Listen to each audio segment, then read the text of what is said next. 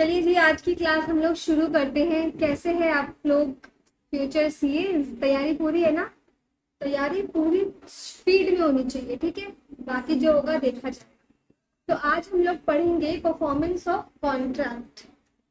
मतलब बेसिकली ये है कि आप लोग जो कॉन्ट्रैक्ट कर रहे हो उसमें कंसिडरेशन क्या होने वाला है, कौन देने वाला है। अगर जो कई लोग मिल के ये कॉन्ट्रैक्ट करने वाले हैं तो उस केस में क्या होगा, ये सारी चीजें आज की क्लास में हम लोग देखेंगे।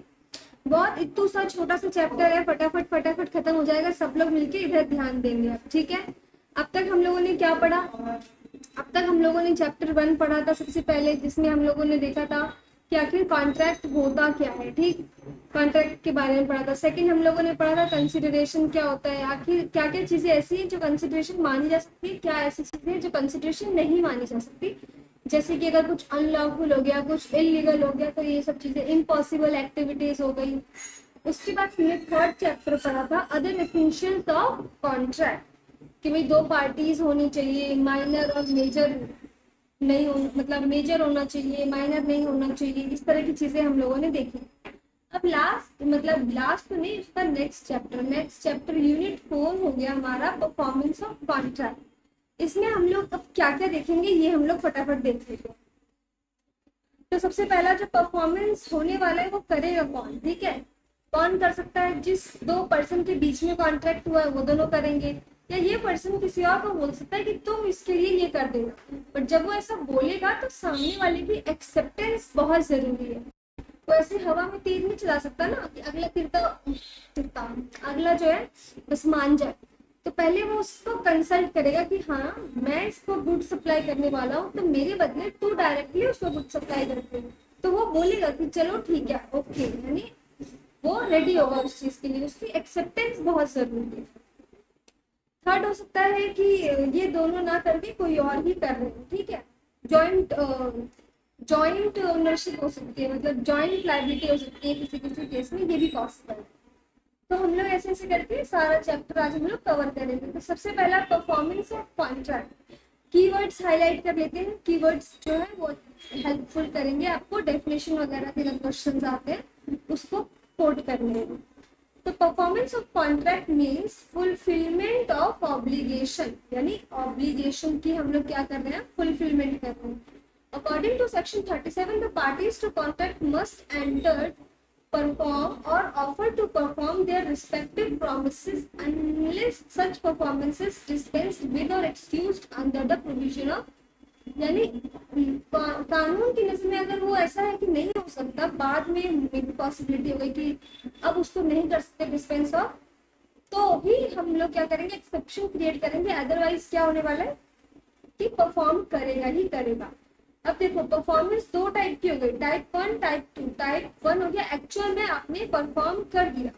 फॉर एग्जाम्पल ए जो है वो गया बी के पास गुड्स लेके 10,000 रुपीज का, तो इसने डिलीवर कर दिया और इसने इसको क्या दे दिया, कैश दे दिया, ठीक। सेकेंड सिनेरियो हो सकता है ए बी के पास तो गया 10,000 के क्या लेके गया, वो गुड्स लेके गया, लेकिन बी वॉज नॉट अवेलेबल, ठीक है, नॉट अवेलेबल। अगर वहाँ पे होगा ही नहीं तो वो गुड्स डिलीवर किसको करेगा। तो यहाँ पे क्या हुआ, अटेम्प्ट पूरा था, है ना, अटेम्प्टेड, यानी इसमें वर्ड यूज होगा अटेम्प्टेड, कि अटेम्प्ट किया बट वो परफॉर्मेंस पूरी नहीं हो पाई, ठीक है।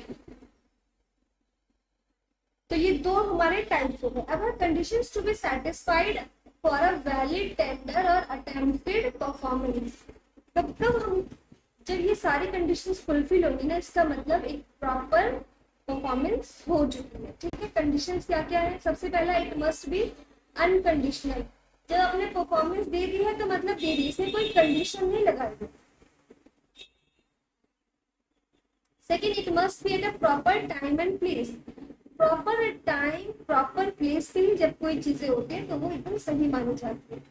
तो इसमें कह रहा है प्रॉपर टाइम एंड प्लेस, ये हमारा हो गया keyword, proper time and place होना चाहिए। अब प्रॉपर टाइम एंड प्लेस के लिए एक चीज इसमें जो हो गया है ना, लॉ में डेफिनेशन यूज की है प्रॉपर टाइम एंड प्लेस का, विच इज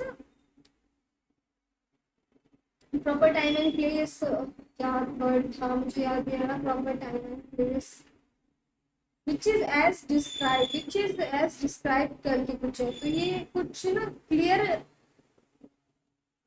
डेफिनेशन है नहीं, तो इसकी डेफिनेशन इसमें सही में एक्चुअली में कोई डेफिनेशन ही नहीं है। बस आपको ये कीवर्ड ध्यान रखना है कि प्रॉपर टाइम होना चाहिए, प्रॉपर प्लेस होना चाहिए। अब reasonable opportunity to examine the good, अब आप गुड लेके यहाँ पे जा रहे हो तो आप उसको बोलोगे ना भाई चेक कर ले, ऐसा नहीं होगा कि बस आपने गुड पकड़ा है और आप वहां से भग लिए, 9 2 11 हो गए, तो अगले को भी लगेगा कुछ तो गड़बड़ है, कुछ तो गड़बड़ है तेरा वाली बात। फॉर एग्जाम्पल हम लोग इसमें ले लेते हैं कि बहुत बढ़िया सा एग्जाम्पल लेने वाली हूँ मैं, कि जब आप ई रिक्शा में जैसे ही आप ई रिक्शा में बैठते हो और जैसे ही आपका डेस्टिनेशन आ जाता है और आप वहां से उतरते हो, तो आप उसको पैसे देते हो ना रिक्शा वाले को, ये ले भैया पैसे।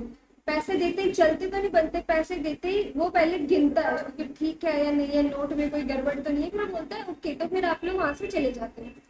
तो यहाँ पे आपने क्या किया, रीजनेबल टाइम दिया, reasonable time to examine good, या फिर नोट, जो हमारा एग्जाम्पल था उसमें नोट का एग्जाम्पल हम लोग ले सकते हैं।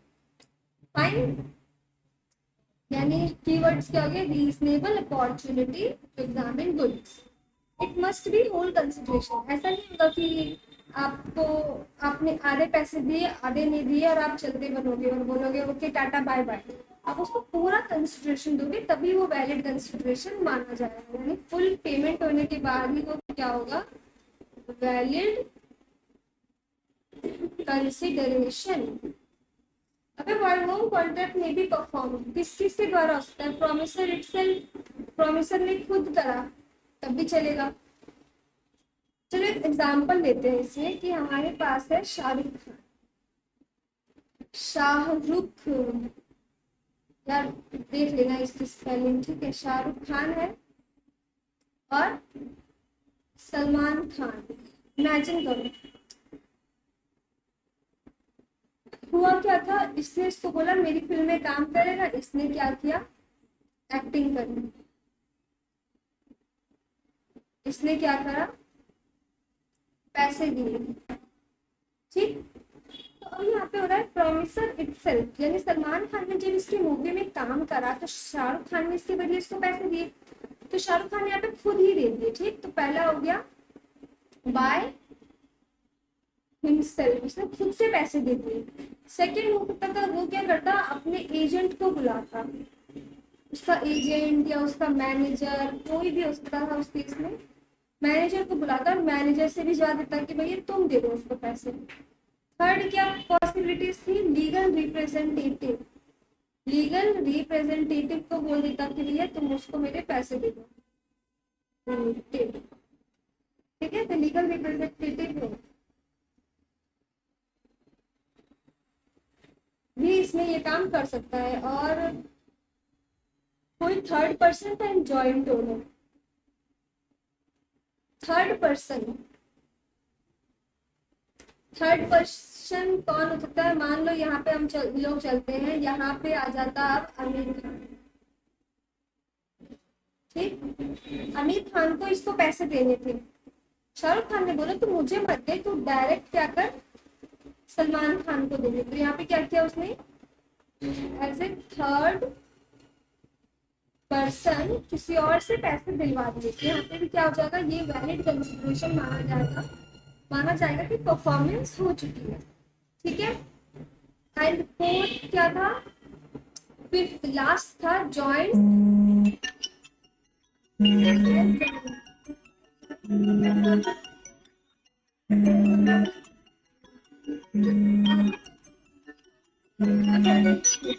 दोनों ने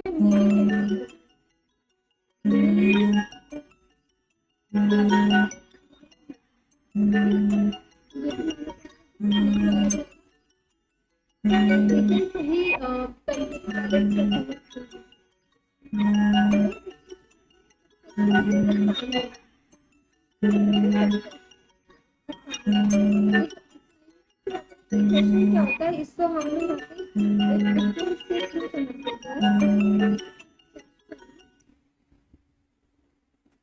एंड असाइनमेंट। जब आप सक्सेशन की बात करते हो ना, तो सक्सेशन में क्या होता है, सक्सेशन में आपका असेट्स भी ट्रांसफर होता है एंड लाइबिलिटी भी ट्रांसफर होती है, ठीक है, यानी दोनों चीजें जाएंगी। जबकि असाइनमेंट में क्या होगा, सिर्फ और सिर्फ असेट्स ट्रांसफर होगा। अब क्योंकि लाइबिलिटी भी ट्रांसफर होगी, तो लाइबिलिटी कहाँ तक के लिए रिस्पॉन्सिबल होगी, लाइबिलिटी ट्रांसफर होगी तो वो सिर्फ और सिर्फ to the extent of assets ही जाएगा। देखो, distinction between succession may be noted very carefully. The benefit of a contract are succeeded by the process of law. Then both burden and benefit attaching to that contract may sometime devolve a legal heir. ठीक है, suppose अ सन, यानी एक father ने अपने सन को एक asset transfer कर दिया, एक प्रॉपर्टी ट्रांसफर कर दी, तो अब क्या होगा, अगर फादर के ऊपर कोई डेट होगा ना, तो उस सन की जिम्मेदारी होगी उस डेट को भी पे करना, क्योंकि असेट तो मिल रहा है, तो जब पैसे मिलेंगे तो नुकसान भी तुम्हारा ही होगा ना। लेकिन अगर उस डेट जो है वो असेट से भी ज्यादा वैल्यू का होगा, तो सिर्फ और सिर्फ असेट तक की ही आपकी क्या होगी, जिम्मेदारी होगी। ठीक है, ठीक है, बट देख लिया हम लोगों ने, पढ़ लिया। In matter of assignment, the benefit of contract can only be assigned, but not the liability. सिर्फ benefits transfer होंगे, assets transfer होंगे या फिर benefits।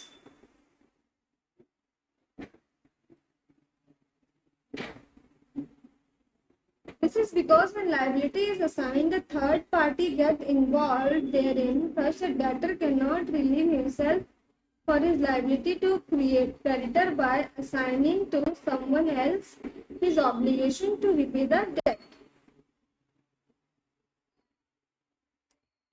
This is because liability is assigned, a third party gets involved therein. Thus, a debtor cannot relieve himself to his liability to creditor by assigning to someone else his obligation to repay the debt. On the other hand, if creditor assigned, यानी अगर मान लो दो case है, एक है debtor, एक है creditor. अब आप डिसाइड करो आप डेटर हो या क्रेडिटर हो। ठीक है, सबसे पहले मान लो कि आप डेटर हो। अगर आप, तो आपको क्या करना है, पैसे देने हैं किसी को। ठीक, अगर आपको किसी को पैसे देने तो आप उसको बोल रहे हो कि तू, मैं तेरे को नहीं दे रहा पैसे, तो एक काम कर, इस फला पर्सन से पैसे ले ले। तो ये चीज जो है ना, पॉसिबल नहीं है असाइनमेंट के केस में। ठीक, असाइनमेंट के केस में क्या पॉसिबल है कि आप क्रेडिटर हो, आपको किसी से पैसे लेने। ठीक, तो आपने उस पर्सन को बोला कि भाई एक काम कर, तू मुझे मत दे, तू एक काम कर, इसको दे दे पैसे, तुम ये बोल सकते हो। यानी असेट के लिए असेट दे दो, लाइबिलिटी के केस में आपने बोलते कि अब मैं तुझे नहीं दूंगा, तुझे वो पर्सन पैसे देगा, ऐसा नहीं हो सकता। Liability of joint promisor and promissory. अब जॉइंट प्रोमिसर और प्रोमिसरी के केस में लाइबिलिटी कैसे चलेगी ये देख लेते हैं। Devolution of liability. Devolution of liabilities का मतलब है कि अगर एक पर्सन लाइबिलिटी पे नहीं कर पाता है और उसकी डेथ हो जाती है, तो उसके केस में उसके लीगल हेयर को लाइबिलिटी पे करनी पड़ेगी। सेम, अगर कोई एक पर्सन लाइबिलिटी पे कर देता है, अगले लोग नहीं करते, तो यहाँ पे उसकी जिम्मेदारी बनती है कि जब उसकी जिम्मेदारी तब तक खत्म नहीं होती जब तक बाकी लोग भी लाइबिलिटी को पे नहीं करते। हाईलाइट कर लेते हैं keywords. Have joint ordinary, all of them during their lifetime must jointly fulfill the promise। मिलके क्या करेंगे, प्रॉमिस फुलफिल करेंगे। लेकिन अगर किसी एक की डेथ हो जाती है तो उस his legal representative with survivor, यानी वो लीगल रिप्रेजेंटेटिव और बाकी लोग जो बचे हुए ना, भी जो जिंदा है, उनके साथ मिलके वो ये काम कर लेगा। ठीक है, ये हो गया। सेकेंड है when to make joint the promise in absence of express. अगर कोई एक्सप्रेस एग्रीमेंट मिसिंग है उनके बीच, तो उस केस में क्या होगा,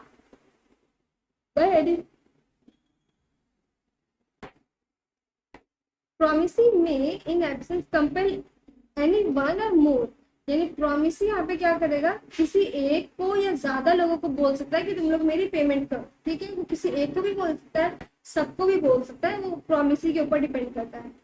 Each promisor may compel contribution. Each of two or more joint promisor may compel every other joint promisor to contribute equally with himself to performance of promise unless contrary appears from contract. बाकी joint honours जो है ना, वो भी आपस में क्या कर सकते हैं, जॉइंट ऑनर आपस में भी एक दूसरे को बोल सकते हैं कि भैया हमें मिलके काम करना है। यानी एक ओनर दूसरे ओनर को भी बोल सकता है ना जॉइंट लायबिलिटी के केस में, जॉइंट प्रोमिसरी के केस में, कि मैं सिर्फ अकेला दूंगा, तू भी देगा, तू भी देगा, ऐसे करके मिलके वो लोग डिसाइड करेंगे। या किसी एक ने कंट्रीब्यूट कर दिया तो वो बाकी को बोलेगा कि तुम लोग मुझे दे देना। Sharing of loss by default in contribution. If any one or two or more joint promisor make default in such contribution, the remaining joint promisor must bear. यानी अगर किसी एक को लॉस हो गया तो बाकी को भी लॉस बेयर करना पड़ेगा। यानी एक का लॉस सबका लॉस। शाबाश। अब एक्सप्लेनेशन में ऐसा किसमें कुछ है नहीं। Effect of release of one joint promisor, ये कह रहा है कि अगर एक रिलीज हो गया ना अपनी लायबिलिटी से, लेकिन वो तब तक अपनी लायबिलिटी से रिलीज नहीं हो सकता जब तक बाकी लोगों ने अपनी जिम्मेदारियां पूरी ना कर ली। हम वही वाला एग्जांपल लेते हैं, शाहरुख खान एंड सलमान खान। अब जब शाहरुख खान ने आमिर खान को बोला कि तू उसको पेमेंट कर दियो, यहाँ पे ये क्या था, यहाँ पे ये क्रेडिटर था, इसीलिए ये चीज पॉसिबल हो पाई, वरना ये चीज पॉसिबल नहीं हो पाया। तो इसने इसको बोला कि इसको तो पेमेंट कर दियो। अब आमिर खान ने जब तक पेमेंट फुल नहीं कर देगा तब तक इसकी जिम्मेदारी खत्म नहीं होती। मान लो एक ये क्या हो गया, आमिर खान हो गया बैंकरप्ट, ठीक है। जैसे ये बैंकरप्ट हो जाएगा तो वापस इसको पेमेंट करना पड़ेगा ना। ऐसा तो नहीं ये बोलेगा मैंने उसको बोल दिया था, अब वो नहीं करेगा तो फिर मेरी कोई जिम्मेदारी नहीं है, ऐसा वो नहीं कर सकता। कौन? शाहरुख खान। तो इसलिए एक की तब तक वो रिलीज नहीं होता जब तक पूरी तरह से उसकी लायबिलिटी खत्म नहीं हो जाती। जिसे हमने एग्जांपल लिया था ना कि 50% ये पे कर रहा है, 50% ये पे कर रहा है, इसने कर दिया तो ये बोलेगा अब तो मैं चैन की सांस लूंगा क्योंकि मुझे अब कुछ करने की जरूरत ही नहीं। लेकिन नहीं भाई, तुम चैन की सांस नहीं ले सकते क्योंकि अभी तक इसने पेमेंट नहीं करी। देन हमारे पास है release of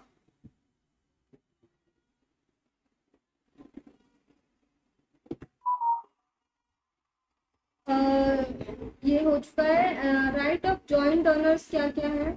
when a person has made a promise to two or more person jointly, then unless a contrary intention appears from contract, the right to claim performance rests as between him and them with during their joint lives, and death के बाद representative का चली जाएगी। This is same, nothing extra, ठीक है। Time and place for performance क्या होगा? Time and place for performance देखो, रीजनेबल टाइम होना चाहिए, रीजनेबल प्लेस होना चाहिए, यही है इनका definition. Reasonable time, reasonable place.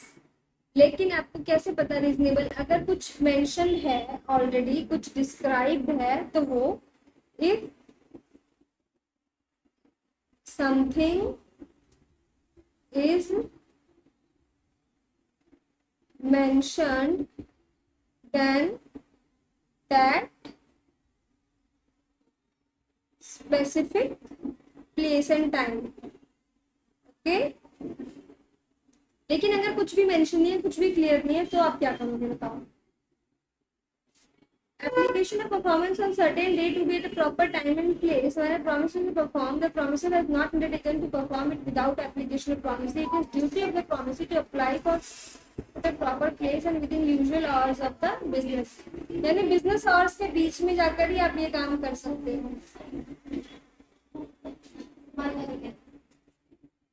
Business hours. Place of performance of promise where no application is needed and no place. देखो जब यहाँ पे कुछ भी फिक्स नहीं है ना, तो उस केस में क्या होगा? उस केस में उसकी ड्यूटी है किसकी? प्रोमिसी की to appoint a proper place and time, यानी it is duty of promisee. किसकी ड्यूटी है? प्रोमिसी की, क्योंकि प्रोमिसर तो फुलफिल करेगा ना। Promisee to appoint date and time, ठीक है। फॉर एग्जाम्पल या तो जब लोग नए नए प्लॉट बनाते हैं, मकान बनवाते हैं, तो क्या करते हैं, मलबा वगैरह गिरवाते हैं। जब जमीन में जगह होती है, स्पेस होती है, तो मलबा गिरवाते हैं। अब मैंने फोन किया कि भैया मुझे मलबा गिरवाना है, तो वो पर्सन को मैं जब तक बताऊंगी नहीं कहाँ पे गिरवाना है, वो कैसे आएगा? वो मेरे घर के आगे गिरा के चला गया तो, मेरा घर कहीं और, मतलब मैं बना कहीं और भी मकान, और वो मेरे घर के आगे गिरा के चला गया तो ये भी पॉसिबल है ना। इसलिए हमारी जिम्मेदारी, प्रॉमिसिंग की जिम्मेदारी है कि अपॉइंट करे एक डेट एंड टाइम। फिर है performance of reciprocal promise. Reciprocal promise क्या होता है? रेसिप्रोकल प्रॉमिस का मतलब हुआ अगर मैं ये करूंगा तो उसके बदले तुम ये करोगे, ठीक। रेसिप्रोकल मतलब एक के बदले दूसरी चीज हम लोग परफॉर्मेंस में मांग रहे हैं। Promise are not bound to perform unless reciprocal promise ready and willing to perform। समझ में आया? यानी मैं प्रॉमिसर हूँ इस बार, तो मैं तभी करूंगा वो काम जब जो प्रॉमिसी है ना, रेसिप्रोकल प्रॉमिसी, वो ही बोलेगा कि हाँ मैं रेडी हूँ करने के लिए। देखो, unless reciprocal promisee ready and willing to perform, वो रेडी है और विलिंग है, दोनों चीजें हैं, तभी प्रॉमिसर की जिम्मेदारी बनती है अपना प्रॉमिस पूरा करने का। ऑर्डर ऑफ परफॉर्मेंस क्या हो सकता है? मतलब पहले मैं करूंगा या पहले तुम करोगे, वो डिपेंड करता है, वो उनके कॉन्ट्रैक्ट पे डिपेंड करता है कि जैसा उनके बीच में डिसाइड होगा, जो फिक्स्ड होगा, एक्सप्रेसली फिक्स्ड होगा, वैसा किया जाएगा। और अगर कुछ फिक्स्ड नहीं है तो नेचर पे डिपेंड करता है, नेचर ऑफ द ट्रांजेक्शन की क्या रिक्वायर है। फॉर एग्जाम्पल आप बोल रहे हो आपने बिल्डर को हायर किया अपना मकान बनवाने के लिए, तो जब आप किसी कॉन्ट्रैक्टर को हायर कर रहे हो तो आप उसको पैसा दोगे ना कि भैया हाँ ये लो बनाओ। या फिर देखो, दोनों जो दो अलग अलग चीजें, अगर आपने कॉन्ट्रैक्टर को हायर किया है या फिर आपने बिल्डर को हायर किया है, दोनों में बहुत डिफरेंस होता है। कॉन्ट्रैक्टर को हायर किया तो आपको उसको पैसा देना पड़ेगा ताकि वो सामान लाए और काम शुरू करे। लेकिन अगर आपने बिल्डर को हायर किया है जो कि आपके बिल्डिंग का एक पूरा हिस्सा लेने वाला है, तो उस केस में क्या होगा? उस केस में आपको कुछ देने की जरूरत नहीं है, उस केस में बिल्डर आपको देगा फ्लैट्स बना के। ये पहला आपका क्या हो जाएगा? सीक्वेंस हो जाएगा। और फिर आप उस फ्लैट में से एक पोर्शन उसको दोगे जो उसकी रिक्वायरमेंट होगी, जैसी उसकी इच्छा होगी, जो डिसाइडेड होगा, ऐसे इच्छा पे नहीं काम होता। Liability of party preventing events on which the contract is to take effect. अगर कोई इवेंट होना है उस पर डिपेंड करता है, और कोई पार्टी जो है ना उस इवेंट को रोक रही हो होने से, तो जब तक वो इवेंट हो नहीं जाता तब तक ये चीज क्या होगी? परफॉर्म नहीं हो पाएगी। When a contract contains certain reciprocal promises, one party to contract prevents the other party from performing his promise, the contract becomes voidable at the option of the party so prevented। यानी जिसको रोका गया, जिसका नुकसान होने वाला है ना, प्रिवेंटेड पार्टी।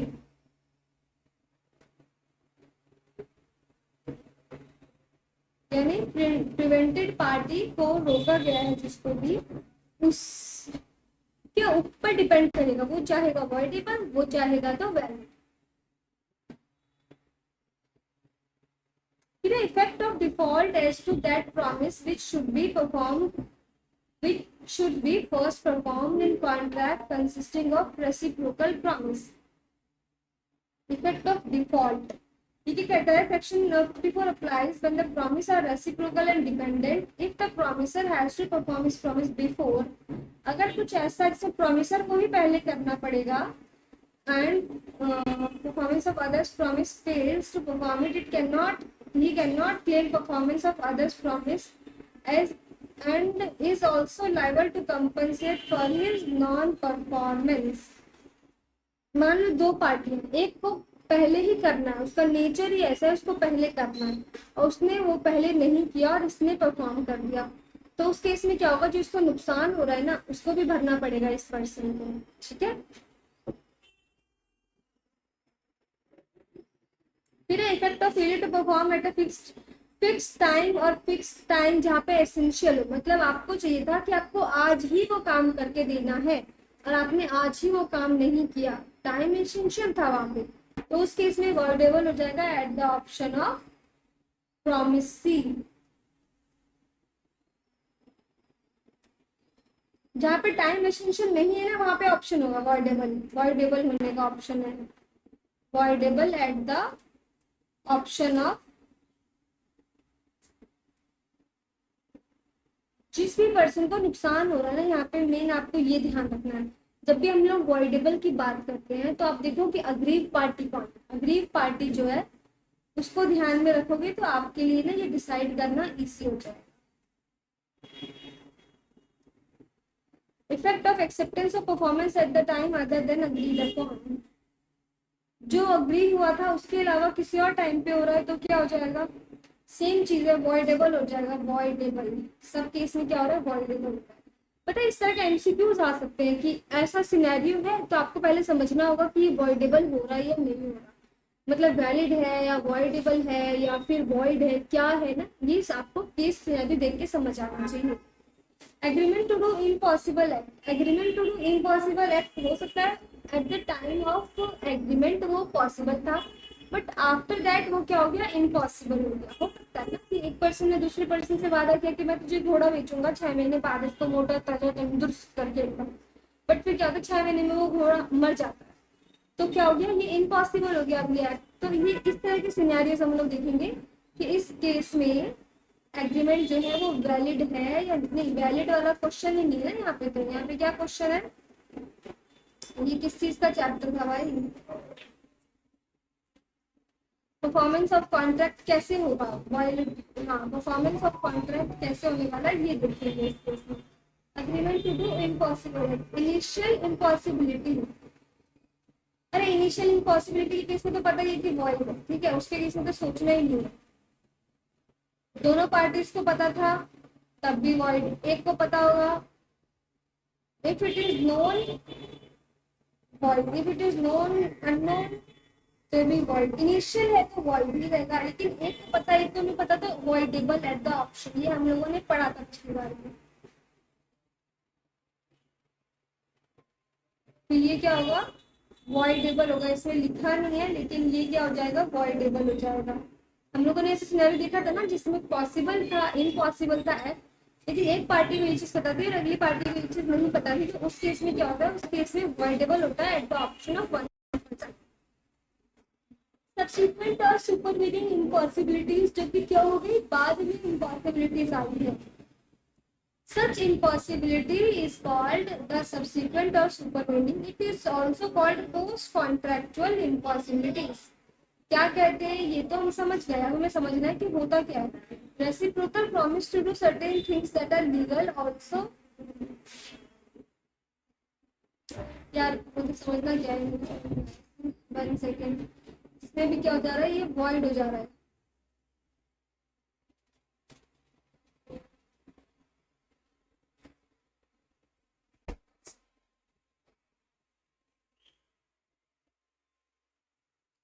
हाँ ये वॉइड ही होगा, यानी इसमें सारे केसेस जो है ना वो कंक्लूजन वॉइड ही निकल के आ रहा है। अगर reciprocal promise to do certain things that are legal and also some of portions are illegal, मतलब मैं बोल रहा हूँ कि तुम मुझे 10,000 दो और तुम बोल रहे हो कि मैं दूंगा तुम्हें 10,000, लेकिन उसके बदले तुम्हें 2 काम करने हैं, एक काम इलीगल है एक काम लीगल है, कि तुम्हें मुझे 10,000 रुपए के बदले तुम्हें मुझे क्या देना है, ड्रग्स भी देना है और तुम्हें मुझे अपना मकान भी किराए पे देना है ड्रग्स लेने के लिए, फूकने के लिए। तो इसमें 2 चीजें हैं, एक लीगल है एक इलीगल है, तो फिर लीगल है वो वैलिड होगा, जो इलीगल है वो वॉइड हो जाएगा।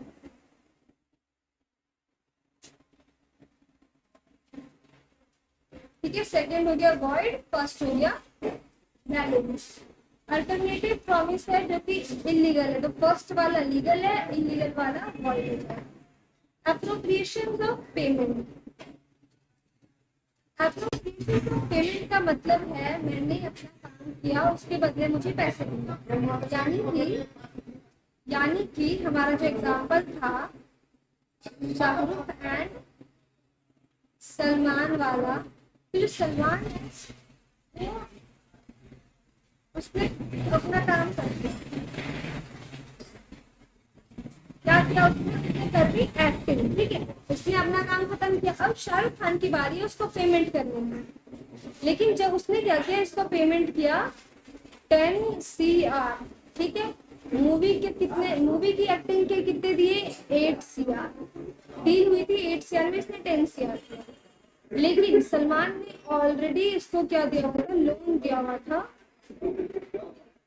लोन टू शाहरुख, कितने का 5 CR का, मतलब पहले से इससे लोन लेके भी बैठा है, प्लस उससे मूवी में एक्टिंग भी करवा रहा हूँ, बहुत बढ़िया।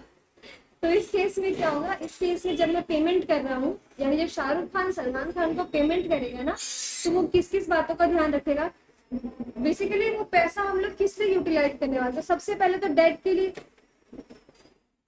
सबसे पहले डेट के लिए नहीं करेंगे, पहले हम लोग चेक करेंगे कि आखिर एग्रीमेंट स्पेसिफिकली कहता क्या है।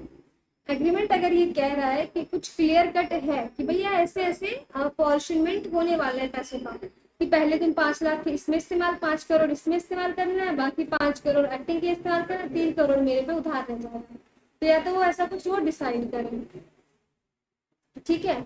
तो ये हो गया पहला केस की एक्सप्रेस इंटीमेशन के अंडर काम होने वाला है, ठीक है। अगर विद नो इंडिकेशन, जहाँ पे कुछ इंडिकेशन नहीं है वहां पे क्या होगा, अप्लाइड द क्रेडिटर में अप्लाइड एट हिज डिस्कशन, यानी यहाँ पे सलमान खान के पास ऑप्शन है फर्स्ट केस में, which is already indicated,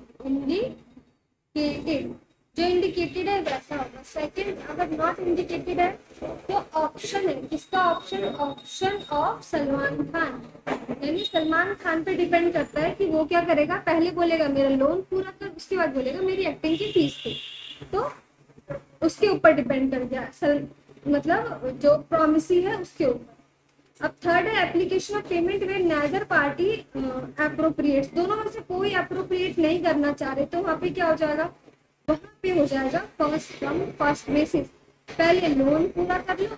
third scenario जो हमारे पास है, इस केस में पहले लोन पूरा कर लो, उसके बाद क्या करो, उसके बाद बाकी चीजों के लिए पे करो, ठीक है। अब contract which needs to be perform with consent of both the party, ये एक छोटा सा टॉपिक है, ये मैं आप लोग को खत्म करवा दूंगी, इसके बाद इसमें कुछ नहीं है, टॉपिक हमारा खत्म है। एक टॉपिक है डिस्चार्ज ऑफ कॉन्ट्रैक्ट, डिस्चार्ज कैसे होता है, काम करके दे दो डिस्चार्ज हो गया। दूसरा, म्यूचुअली दोनों ने डिसाइड कर लिया दोनों में से कोई भी कुछ नहीं कर रहा, डिस्चार्ज हो गया। थर्ड, इम्पॉसिबल हो गया, एक्ट ही इम्पॉसिबल हो गया, डिस्चार्ज हो गया। टाइम लैप्स हो गया, बोला था कि 2 दिन के अंदर अंदर काम चाहिए, 2 दिन नहीं हुए काम खत्म, किसी को कोई नुकसान नहीं हुआ है अगर, तो भी क्या हो जाएगा, लैप्स ऑफ टाइम के कारण डिस्चार्ज हो जाएगा। Operation of law, breach of contract, प्रॉमिशन में, मतलब ऐसे छोटे छोटे टॉपिक है, आप पढ़ लो, उसके सामने पढ़ लो। हमारा ये यूनिट हो चुका है खत्म, मिलते हैं आपसे नेक्स्ट यूनिट में, तब तक के लिए अच्छे से मेहनत कर लो, बहुत तकलीफ